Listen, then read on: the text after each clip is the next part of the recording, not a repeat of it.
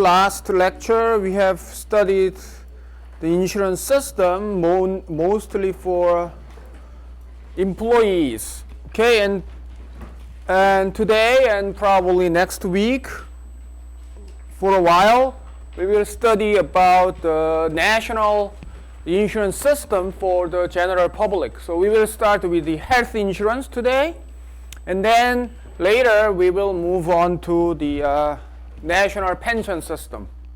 Okay, so health insurance. Okay, so we will cover three things. Okay, now the health insurance, actually the healthcare system across countries are generally quite diverse. Okay, but we can actually categorize them into four groups. One is the public health insurance plus public health care, which means the health insurance is public and healthcare system itself is mostly public. I mean, it's not all public, but mostly public.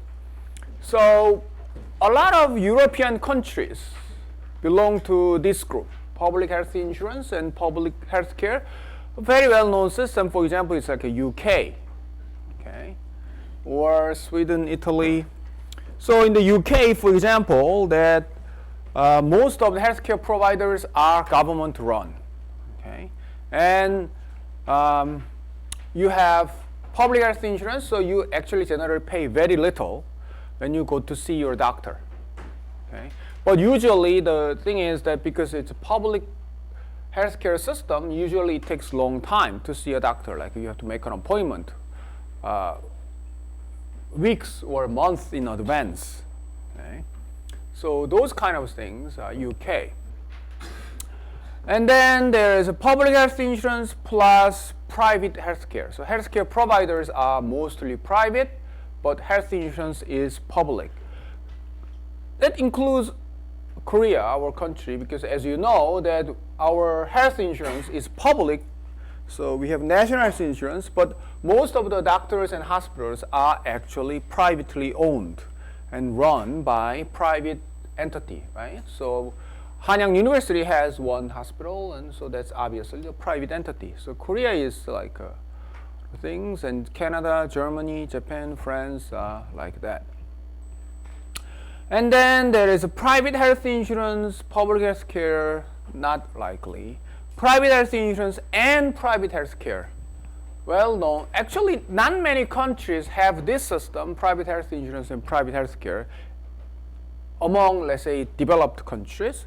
But one exception is the United States. The United States is exceptional in a way that their health insurance is mostly private, and their health care providers are also mostly private.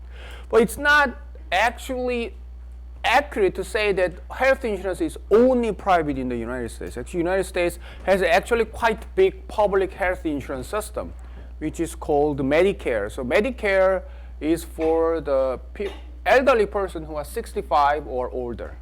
So most of the elderly Americans are covered by public health insurance.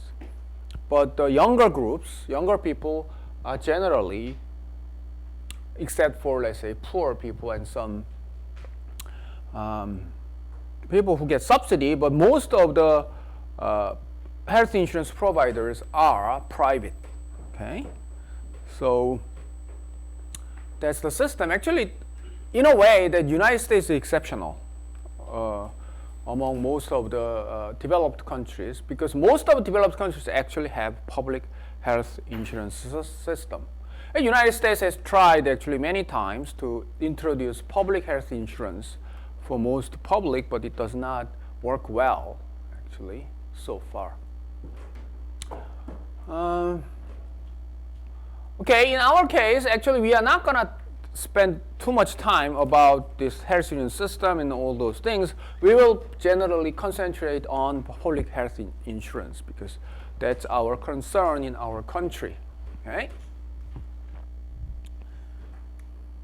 Okay, so before we look at the institution and the theory, we will look at some interesting statistics. Health expenditure of Korea. Health expenditure of Korea. Okay, now first thing is that this is percentage of GDP. it has been increasing, obviously. 10 years ago, it was about 5.4% of the GDP. Now we are spending more than 7% of the GDP for healthcare. Okay? So it has been increasing, probably because that our population is being old. Okay? It's getting old, and then old age generally comes with higher cost for healthcare. It's probably, so it has been gradually increasing over time. Also, obviously the amount has been increasing as well. So in 2006, the Korean population spent about 50 trillion won for healthcare expenditure. Now we are spending more than 100 trillion won. So it almost doubled over the 10 years. Okay, I mean the percentage itself did not increase by double because obviously the GDP has been increasing. So, but at least we see that in terms of this nominal amount, okay, has been doubled. Okay, obviously it includes like inflation as well. So anyway, so what it shows here is that we have a private expenditure and public expenditure. So private expenditure is about 46 trillion won and public expenditure about 60 trillion won. So we have about 106 trillion won and 60 and 45. Okay, so actually this expenditure not only includes like medical costs you pay to see doctor and everybody, but also it includes actually the health insurance premium as well. So health care related expenditure is all in here. Okay, so that's the situation that we have, and we actually the public expenditure a little more than the private expenditure. But if you look at the international comparisons, then you will see some different picture. Okay, now we talked about health expenditure, and then how about we compare to other countries? The Korea is spending a lot less than the OECD average. So Korea is spend about 7%. But OECD average is about 9%. So we are actually 2 percentage points lower than the average. Who spends most of the money on healthcare? United States. By far, more than 16% of their GDP is spent on healthcare. Okay? So it's the most expensive country if you are sick. Okay? And Switzerland is second, but it's like there is a huge drop, right? To 17, well, more than 16%. Now we are talking about 11%. So it's about 5 percentage point drop in the United States and Switzerland. Then we have Japan, Sweden, and Japan is very elderly country. France and like that, and we are actually quite close to the bottom. So the countries that spend less than Korea is Slovak Republic, Poland, Luxembourg, Estonia, Mexico, Latvia, Turkey. Okay, so most of countries spend. So Korea is spending a lot less than most developed countries. How about the public expenditure? So this is a percentage of total expenditure on health. So among our total health expenditure, how much is the public? OECD average is actually 73%. It's pretty high. So OECD, most of the healthcare expenditure come from the public source. Okay? The largest one is Norway. Norway is spend, let's say, 85% of their healthcare come from public source. The Germany, Japan also quite large, Denmark, and all the way, and then we are actually third from the bottom. So Korea spent, as I said, a little more than 50%. So we are here, but lowest one, obviously, United States. Because the United States, their healthcare system is basically private healthcare, private health insurance. So their spending is less than 50% is come from public sources. Okay, obviously, public sources is quite high because, as I said, that there is a Medicare in the United States. So that is the actually public healthcare expenditure. So that's why. So overall, Koreans spend less than most developed countries in total in terms of percentage to GDP. And then Koreans spend mostly, I mean not mostly, half of the money out of the private individual's pocket. But in most countries actually, public source is higher. How about the Korea's actual healthcare, quality of healthcare? We spend less, but this is a little old statistic. I couldn't find a new one. This is the number of hospital beds for 1,000 persons. Obviously, how many hospital beds are available per population. Korea is like a second. Japan has the highest. Korea is a second, like 9 beds per 1,000 person. And as you can see that most of the countries, OECD average is only about 5. So Korea is like actually, 4 beds above average. United States, even though they spend so much money, their hospital per bed is actually quite low. Okay? It's a bit of like a what should I say? For the United States point of view, it's like their big problem. They spend so much money, but it seems that their quality of healthcare is not very good. Okay, number of doctor consultations per capita, 2013. How many times the individual see doctor in a year? Korea is by far the first. Actually, Koreans on average they see a doctor more than 14 times a year. It's crazy, like more than once every month. Okay, so it's like real crazy. So we see doctor like every month. Okay, Japan is the second, once a month, but just still a little lower than Korea. Then we go back to Hungary and all the other countries. And if you go to like a bottom, like Denmark, Finland, even though they spend a lot of money on healthcare, actually the number of times they see a doctor is very, very low. Okay? So in our case, even though we spend less money, we see doctor much more often, which probably means that cost of seeing a doctor is very low in Korea. I mean, obviously for young people like you, probably you don't see doctor much. Probably you see a doctor like once a year, twice a year, or something. But probably your parents, who's elderly, probably see a doctor every other day, or something. I mean, it's not unusual that for elderly Koreans to see a doctor like every week or something. And then the cost is very, very low. Actually, they pay only a few thousand won, like a couple bucks, and then they see a doctor. So that's what's going on. Probably because most elderly people just see a doctor so much. That's why the average is so high. Because young people the average must be very, very low. So that is the situation here. Okay. And one quite important indicator of healthcare, quality of healthcare, is life expectancy. How long you expect to live. Okay, so total population at birth, actually there are different ways of calculating life expectancy, but this is life expectancy at birth. Okay, so for a newborn, on average, how long this newborn baby is expected to live. Okay, the longest is Japan. So Japan is close to 84 years. Okay, Japan is a very healthy country in the sense that a lot of them can get very old. But Korea is not that far behind. Korea is about 82 years.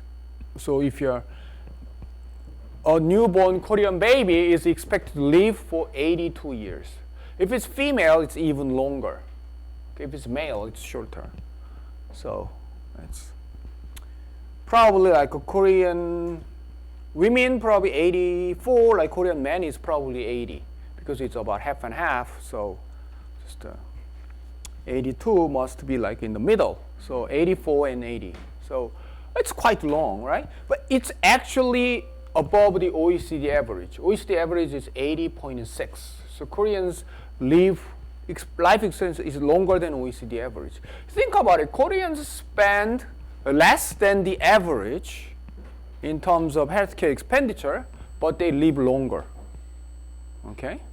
So we must be doing something really well, at least in this part. So we get more for our buck. Okay? And Mexico, Latvia, these countries have lower life expectancy. Interestingly, the United States has very low life expectancy. The United States is less than 80, so 79 something. Okay. So that is a situation here. So Koreans do live long. So what it shows us is that Koreans spend less, but their quality of healthcare doesn't seem to be that bad. Okay? It's probably above average. Okay? So we spend less than average, but our quality of healthcare seems to be above average. You probably find it hard to believe if you think about, that MERS and those things that happened in Korea. But the statistics show that Koreans are generally perform above average in terms of healthcare quality. So that is interesting thing that Korea's system seems to be working in some way. I mean, obviously it's not perfect, but it's not that bad. And contrast, the United States seems to be they're doing something really wrong. They spend so much money compared to other countries, but their health performance in health seems to be pretty bad. It's below average. They spend like far above average, but their performance in terms of health outcome seems to be way below average. Okay. Obviously, there has been a lot of talk about the healthcare reform in Korea. In the United States. In Korea, we don't hear much about healthcare reform. For example, we have to change our healthcare insurance system or something like that. We don't hear it much because it seems to be we are doing okay. Okay. Well, doctors think differently, but anyway, that's the situation. Now let's think of how the National Health Insurance of Korea happened. Actually, it started quite early, 1963, Medical Insurance Act in December, and then we have actually gradual adaptation of health insurance. So in 1977, actually started for employees only, working for establishment hiring 500 or more, and then 1979, public and private school employees, and 81, and then you see that there is a gradual increase of healthcare coverage, and then July 1989, actually insurance for urban residents. So means that up to before 1988, actually health insurance was only for the employees, not for like a general public. But in 1988, it started insurance for rural residents first. So even though the individual is not working, still they will be covered if you live in rural area. Now and then in 1989, it extended to urban residents as well. So actually in 1989, basically now it became universal health insurance for everyone, regardless of your employment status. Okay. And then October 2008, 1989, extended insurance coverage extended to prescribed drugs. So from 89, now if you buy prescription drugs, you will be covered. The cost of the drugs will be covered. Okay, there's management. 2001, fewer than 5. So before this, if you're working for a very small establishment, you are actually not the employees. The health insurance, in Korea, health insurance, I will show you later, the health insurance premium is divided into two groups, employees and others. Okay, so before they were considered as others, but from 2001, even very small establishments should cover the employees of the establishment hiring fewer than 5. They are now even them are considered to be employees under the National Health Insurance System. And then 2008, the big difference in big change in 2008 was long-term care insurance started. Okay, so long-term care, for example, like if you become old, okay, and then let's say you become disabled, okay, you cannot, let's say, use your legs well, so you have to be, anyway, you need like nursing care, okay, the person should visit you and then help you to, I don't know, help you to take bath or something, okay, that cost is covered under the long-term care insurance. Okay? So Korea's national health insurance system now includes long-term care. Okay. So that is the system. Okay, now that how it works. Okay, so as of this year the premium changes kind of this year. Employees, they pay 6.12% of the average monthly salary. Okay, as I said, that in Korea's health insurance system, the premium does not depend on your history of illness or anything. It depends on your income. That's it. So that's different from, for example, like most of the private insurance you think of. In terms, if you buy a car insurance, if you have an accident, okay, your premium will go up. So your premium will depend on your experience, okay. So in health insurance system, for example, if that's the case, like if you go to see a doctor often, then if it's the private insurance, the premium may go up, right? Or if you get seriously ill, then your premium may go up. Okay. In some cases, if you have a history of serious illness, in some cases the insurance company does not cover for such, illness. Like in the U.S., for example, like if you buy a private health insurance, a lot of them do not cover the pre-existing conditions, which means that if you had this condition before you buy this insurance, and then if you're sick because of that pre-existing condition, we do not pay anything. Okay, if you had there's a lung problem before you bought this insurance, then you got sick because of your lung problem, then you have to pay out of your own pocket. Okay. That's like, not all health insurance is like that, but usually, then let's say you need a coverage for that part, then you have to buy a much more expensive insurance. The premium goes up really crazy, like tens of thousands of dollars it could be. Okay? So it's crazy. But in Korea's case, you don't have to worry about it because you are covered from your birth, actually. So there is no, by definition, there is no such thing as pre-existing condition. Okay? So so if you earn more, then you will pay more for your healthcare insurance. Okay, so that's 6.12%, which is actually pretty high if you think about it. And half paid by the employer and half paid by the employees. So actually, when you get a job, you get your pay slip. Then there are things that deducted from your salary. One of them is health insurance premium. Another, obviously, the employment insurance premium will be deducted. Also, we will see later the national pension premium will be deducted as well. Okay, and then tax and other things.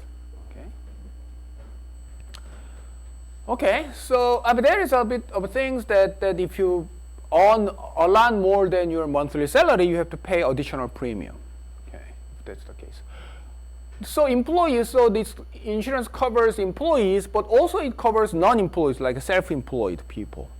how they are charged. Actually, it's not clear how much they earn. Okay, so what it does is that in Korea system, they kind of calculate the points. So if you have a certain income and if you have asset, like you have a house and you have a car, and vehicles owned, the living conditions and economic activity, and they have a formula to convert all these things into points.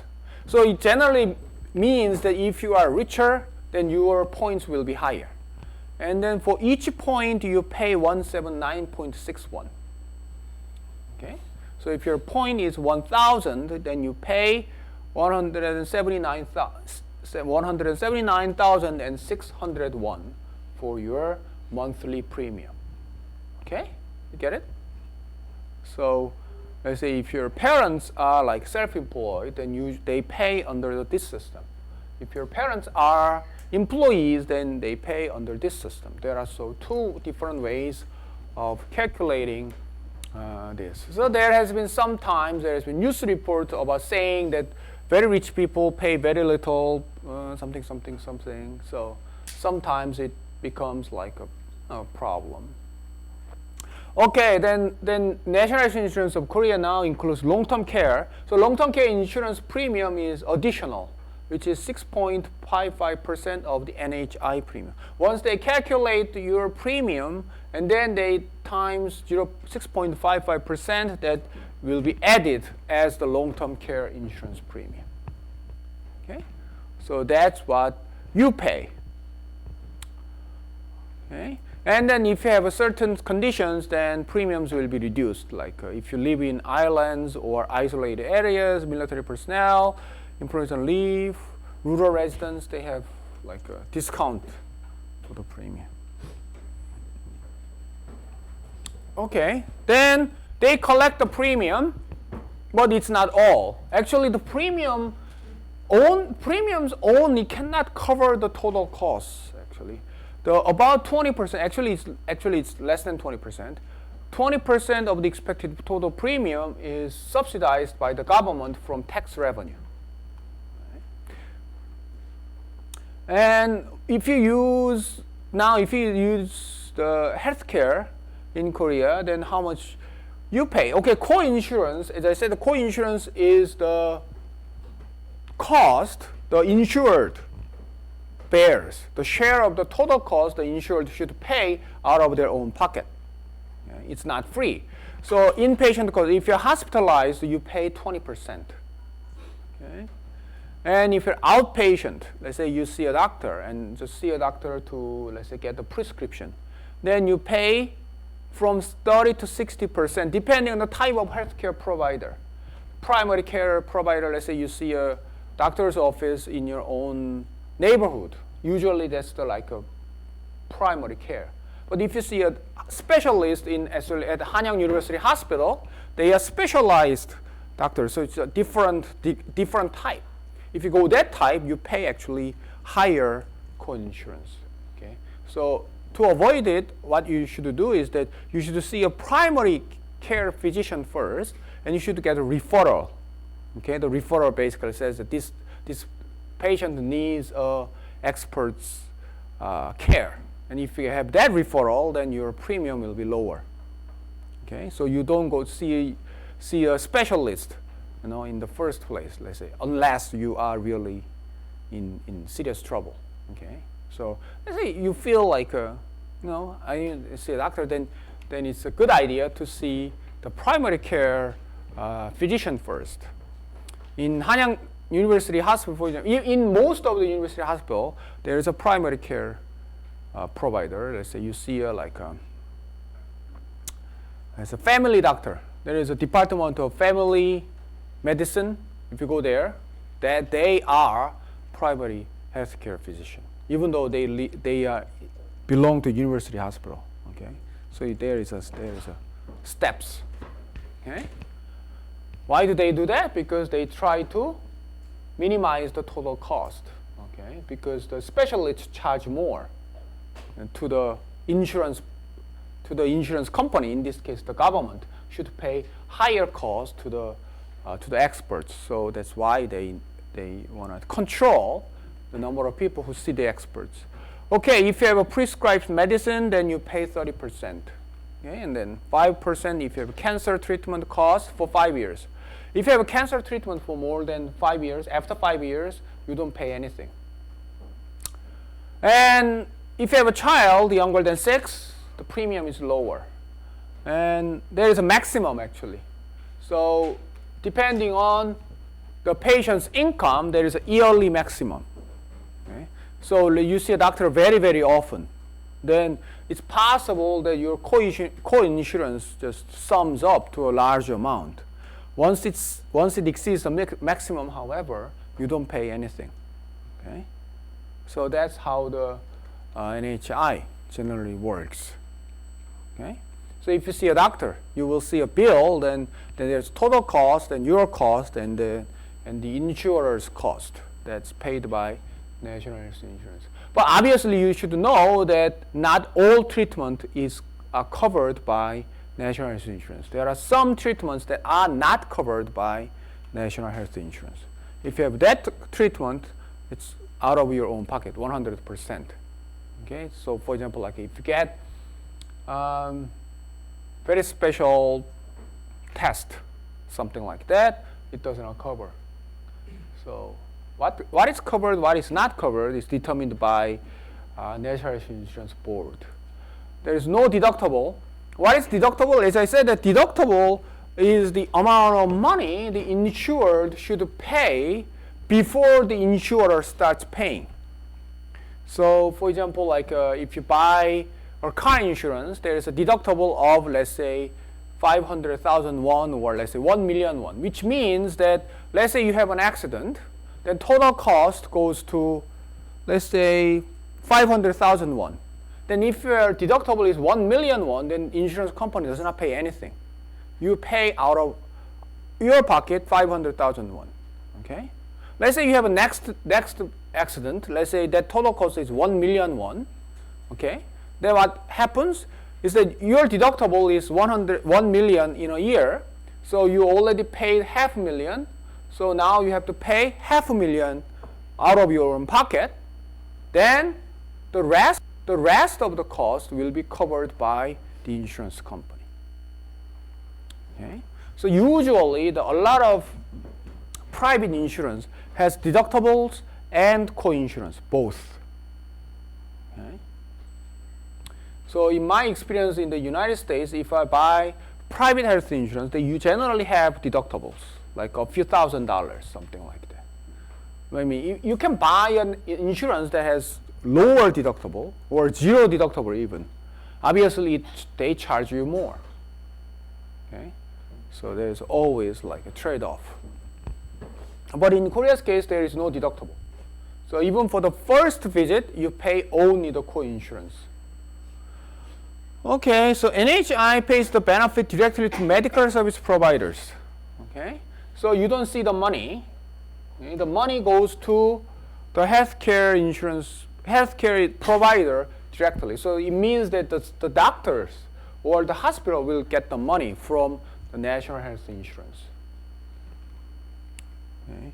The price of each treatment is set by NHI. This is important, which means is that if you receive a healthcare, let's say healthcare treatment, then what happens is that when the doctor treats you, okay, then they actually record what kind of treatment is given. For example, like you had a consultation for 10 minutes, and I gave him, I don't know, like some type of, let's say you have a wound, let's say you had a bandage, okay, and you had like you had this something, and this. So there are treatment items, okay, and then it goes to the National Health Insurance system, and each item has money attached. If you bandage, then it gives you, then the doctor gets like a 21, okay, if it's a bandage, let's say. If it's more serious ones, then obviously it's the amount is higher. So each treatment has a code.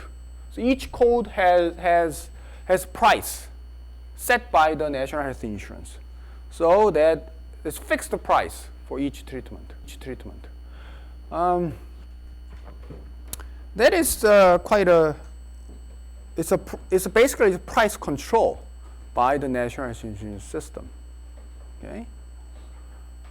If it's not covered by National Health Insurance, there is no price control. Okay. So doctor can charge anything. Okay.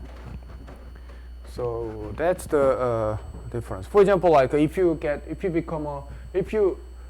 plastic surgery, for example, okay, most of plastic surgery is not covered by National Health Insurance because it's not considered as like essential medical care. It's like a cosmetic medical care. There's no NHI, so there is no fixed price, which explains why that the cost of plastic surgery can vary widely from one provider to the other provider. Okay, even though you get the same surgery, okay, different people will pay different prices. But if it's covered under the National Health Insurance, it does not. It shouldn't vary because it's set by the National Health Insurance. So obviously, how to set this price is always very controversial. Doctors want generally higher price, which means that they will get more money. Okay, National Health Insurance has an incentive to keep the price down because the cost will go up. Okay, so there is always a controversial issue how to set the price of each treatment.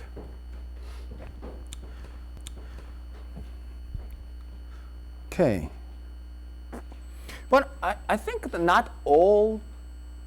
Let's say, but if you have like an accident, so and then sometimes you need a plastic surgery because of the accident, then I think it's covered. Okay, so it's different. So it depends on the situation. And also, what is interesting, so another thing interesting about this is actually there is a way of paying the system, paying the money to doctor. One way is to pay for each treatment. So doctor does more treatment, then they will get more money because it's per treatment. But in some cases, they will get lump sum money per sickness. You know what I mean? Let's say you had a surgery that removes your appendectomy. Okay? If you have that surgery generally includes a lot of treatments, right? Probably needs the surgery itself, but there is like a bandage and all those things. Okay? And I'm not sure how they actually pay, but there are two ways of paying it. One is you pay by treatment. So, I have this surgery, but I did that, and then you get the money. Or they can pay just lump sum that, okay, you had this appendectomy surgery, then we will pay you a lump sum. So it doesn't matter what treatment you have done, you get lump sum payment for this group. Okay? So there's interesting incentives. Okay, differences between two systems. Obviously, first system that pays by treatment gives an incentive to the doctor to give more treatment. Okay, because it adds up, right?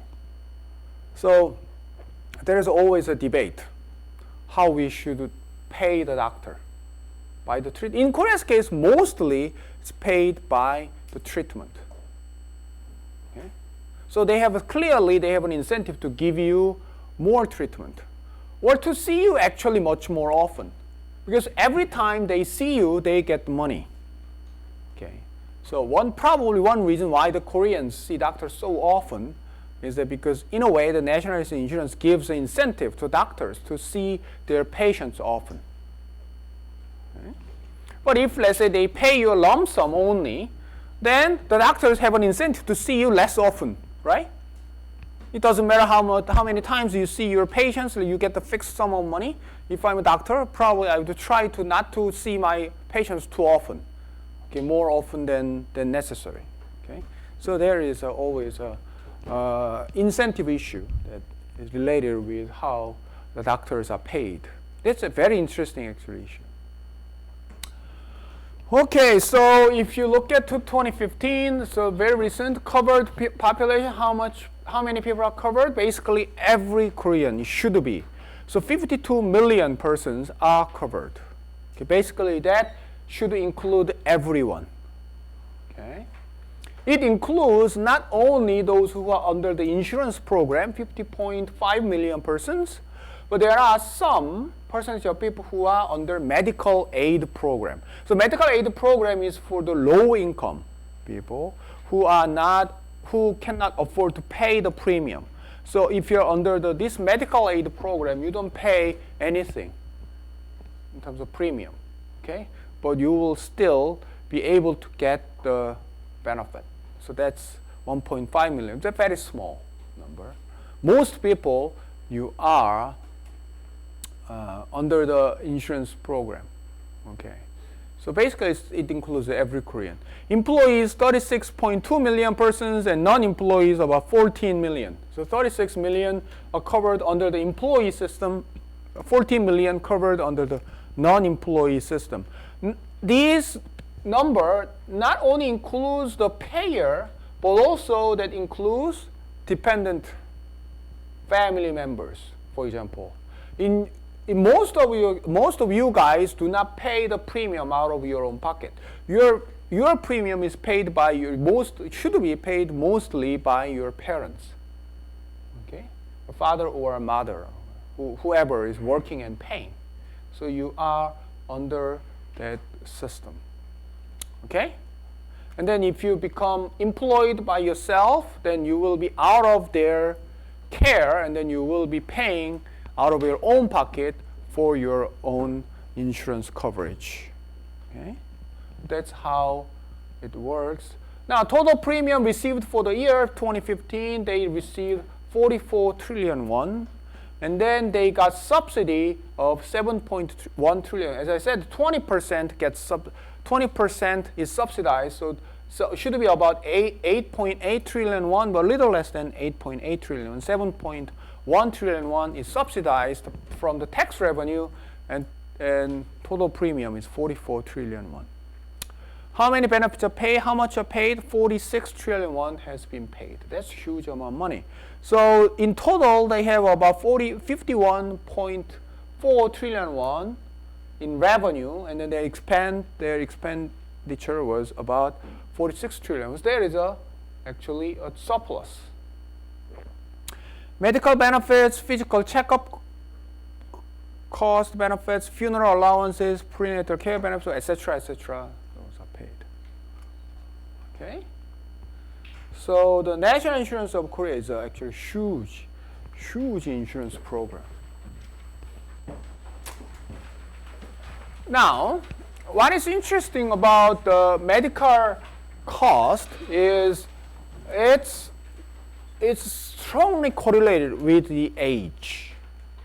So this one is a bit of like a depressing. It will give us a depressing picture for the future of national insurance.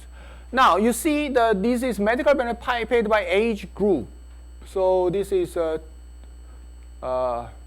trillion won. This is cumulative proportion. So if you move to a higher age group, then up to that point, how much is paid in terms of total share of total cost.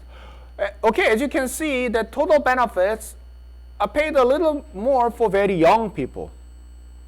Okay, the very young tend to be sick more. Okay, but when you become like more than, let's say, teens, if you go to teens and 20s, then your medical need is actually quite low, most people. And then you see the highest proportion are here. It's, let's say, between 50 to about 80. Okay. Each group are paid 4 to 4.5 trillion won. Okay. So you can see that for very young, the total percentage is not that high. For example, up to 45. So 40% of the total cost, total benefit is paid for people under age 45, 40%. Now 60% is paid for people who are above 45, which means obviously that older population costs more. Okay, that means what? In Korea's case, as you know, that the Korean society is aging, which means we will see more and more older people in terms of total percentage of Korean population. That means that obviously, which means the medical cost that should be paid out of national insurance is expected to increase, probably dramatically. Okay? So even though now we have a surplus, okay, 51 trillion 46, so which means about 5 trillion won surplus, but this surplus will go away pretty quickly. Okay? So that is actually a serious concern in public finance of Korea. How to pay for the medical cost that is expected to increase in the future. Probably you have to pay higher premium. I mean, that's probably the only way to deal with it. Pay the higher premium so that it can cover the cost. Obviously, there are more indirect ways, like they encourage you to get physical checkups like regularly, because they're preventive care. Okay, and they try you to quit smoking because it costs money. Okay, so actually, in a way, in Korea's insurance system, non-smokers subsidize smokers because smokers cost more, and non-smokers do not go to see a doctor as often as smokers. So actually, non-smokers are subsidizing smokers.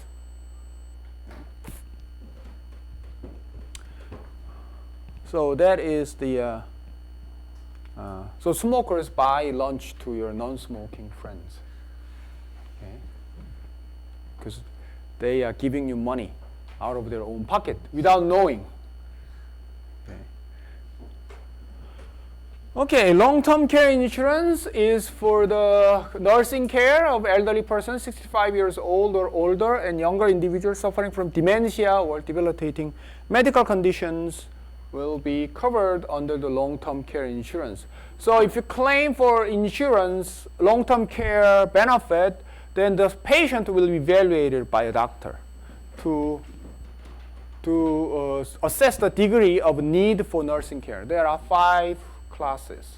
So most serious one and not the serious one. And then the benefit, amount of benefit will differ by what class the patient belongs to.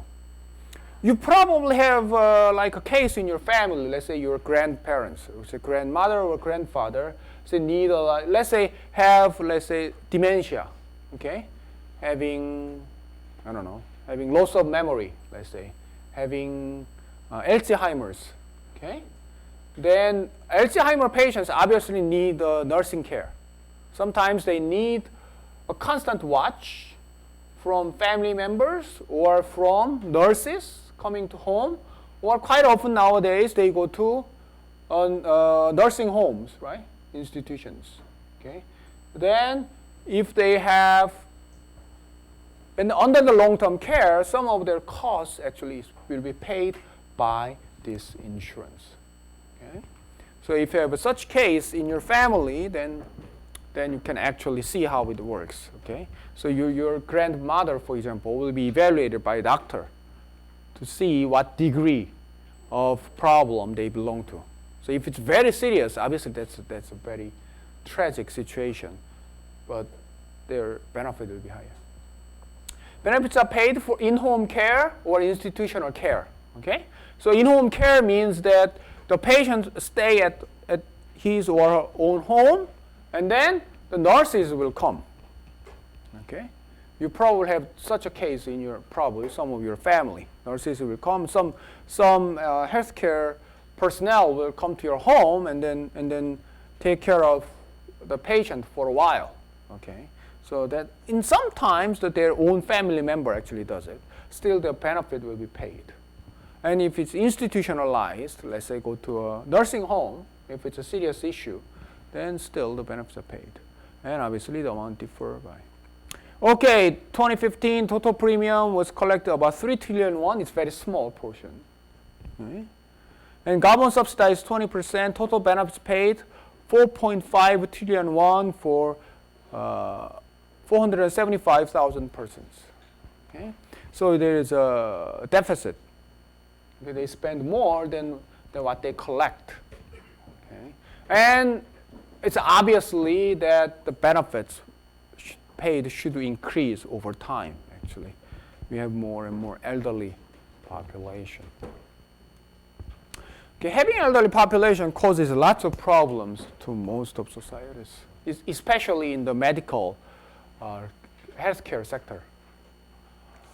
Okay, so before we see the economic effects of health insurance or various issues of health insurance, we'll just see that how it works.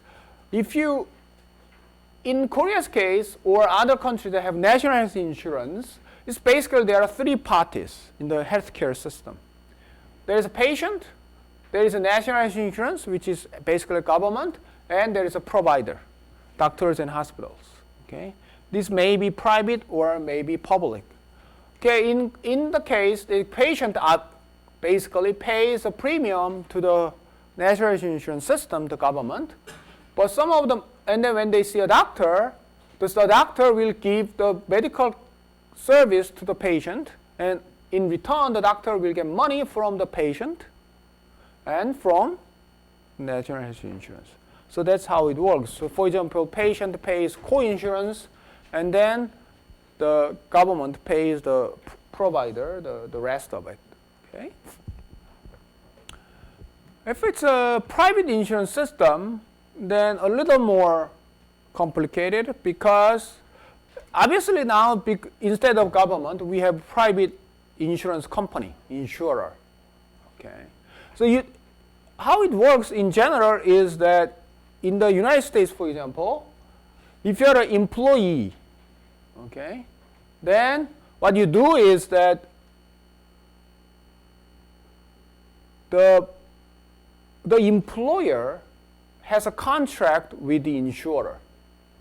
Okay?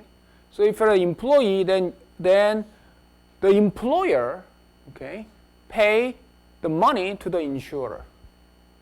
Okay? So in the United States case, for example, like if you become an employee, then one of the most important things for your job is the health insurance. Okay? Because in the United States, most health insurance is provided through the employer. Okay? In Korea's case, the employer has no such thing. Okay? So for example, like I'm an employee of Hanyang University. Hanyang University has no insurance, health insurance for me. Okay? Why? Because health insurance comes from the government, so everyone has it. So there is no middleman, but usually the employer is a middleman. Okay? So patient may part of the premium to the employer, and the employer pay the part of the premium to insurer, or a lot of employers actually pay the 100% of the premium to insurer. Obviously, you can buy your insurance out of your own pocket. Okay, if you're not an employee, okay, then it works. If you get a treatment, then the insurer pays the provider, and patient also pays the part of the cost. Sometimes you may not be able to get insurance, right? Because, for example, like you have no job, and then you don't have sufficient income to buy an insurance, then some people are just not insured. Okay, that actually has been a serious problem for example, in the United States. In Korea, that is very rare. Actually, but it is possible that even in Korea's case, if you do not pay the premium for 3 months, or I forgot, 3 or 6 months straight, your coverage will stop. Okay? Let's say you have if you're an employee, probably it's not going to happen much. But let's say you have your own business, okay? Let's say your business is not doing well. So let's say you didn't pay the insurance premium for 3 months. Well, I think it's 3 months. 6 months? I should check. Anyway, then your coverage will stop. And now this information system is amazing. The hospital can actually check instantly whether your coverage is valid or invalid. They just type your residential ID number, and then it shows up instant that this person is covered, not covered. If it's not covered, you have to pay out of your own pocket, the whole thing. Okay? And if it's covered, then obviously it's not the case. And for your reference, for example, if you go to or overseas, let's say you become an exchange student, and then you go to, let's say, stay in a foreign country for, let's say, 6 months, okay? Then your coverage stops, because nationality insurance stops while you are in a foreign country. If you, let's say, have a trip for, let's say, for 5 days, 1 week trip, 2 weeks trip, it doesn't matter actually. But let's say you are out of the country for extended period, like for 6 months, for 1 year, let's say, for exchange program. And you come back and you see a doctor. Let's say you come back and next day you feel not good, you see a doctor, and then the system will show that you are not covered. Because the national insurance stops coverage if you are out of the country for a while. Okay? So for your reference, when you get back, you should call the national insurance service number and then tell them that I'm back, so I need my insurance coverage back. Okay? And it takes 2 to 3 days because they will get the information from the immigration service, and they confirm that you are actually here, okay? And then they will restore your coverage, okay? That's what usually happens. So you need to be careful in a sense. Sometimes that happened to me, okay? Okay, anyway, that's the case. Now, for the health insurance, since our health insurance is national health insurance, actually there is not much of an issue to talk about because the system is so simple. Okay, let's say if we had private health insurance, then we probably talk about health insurance markets, how it compares with like a public health insurance, what kind of different private health insurance system we can think about. But we don't need to do that. Obviously I can, but probably you wouldn't be much interested in such system because we don't have the system. So the issues that I want to talk about is not that much. First thing I want to talk about is a moral hazard issue. Okay, moral hazard issue is pretty much like any insurance. As I said, the public insurance itself cannot stop moral hazard from happening. Okay, well, how about the moral hazard issue of health insurance? The thing is that individuals choose more care, okay, because they are covered. And not only the patients, but there is an incentive to the providers, doctors. Doctors have an incentive to give you more care, okay, because they will be paid more. Second, the insured person will not object much to the additional treatment because the cost is little, right? Let's say if you pay out of your own pocket, the doctor recommends very expensive treatment to you, probably the patient, if they have to pay the total cost out of their own pocket, then they will be, less willing to get the treatment. But let's say you pay very little out of total cost. You pay only 20%, 10%. Then you probably may be more willing to take that treatment. Okay? So that's the issue. So in the health insurance, what is interesting thing is that there are two parties. that have moral hazard issue. One patient, the other is actually doctors, hospitals, in more general healthcare providers. So choose more care and providers have supply more care. And next thing is that individuals obviously have an incentive to do it, but providers' incentive is very strong. Partly because that patients actually don't know exactly how much care they need. Okay? You feel, you feel sick. You go to see a doctor. Okay? You may think it's probably just a cold. When you see a doctor, and then the doctor recommends you, let's say, it's possible that it is low probability, but let's say it's possible that you may have more serious condition than just a cold. How would you know? I mean, obviously, we don't have medical knowledge to know that whether this probability is 0.0001% or it could be 0.1%. And then what's worse, that percentage differ from individual to individual, right? So, medical needs are not fully observable, meaning that nobody knows for sure that what medical needs you have. Okay. Also, the different people with the same condition have different optimal expenditures. So, for example, even though the two patients have exactly the same condition, one patient may have a medical family history. Let's say there are a lot of cancer patients in their family, and the other one has no such family member. Then obviously the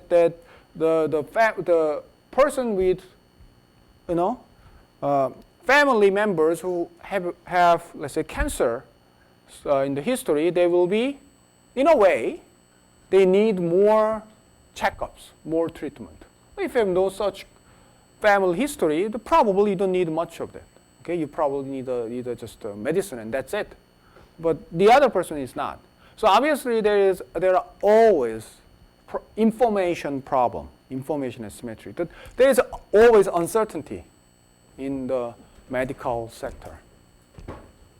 Okay, so that because of that uncertainty, sometimes the doctors may take advantage of it. Okay, in a way, it's like they create a demand. Actually, the creating demand is quite a common phenomenon in healthcare sector. Okay, the doctors actually recommend you all these checkups. Okay, and then what happens? Not only the patient will pay more, but also health insurance should pay more. Okay. So there is actually quite a serious cost issue. How to control the doctor's behavior. Okay, not the patient much, but doctors are always the primary concern in this cost sector.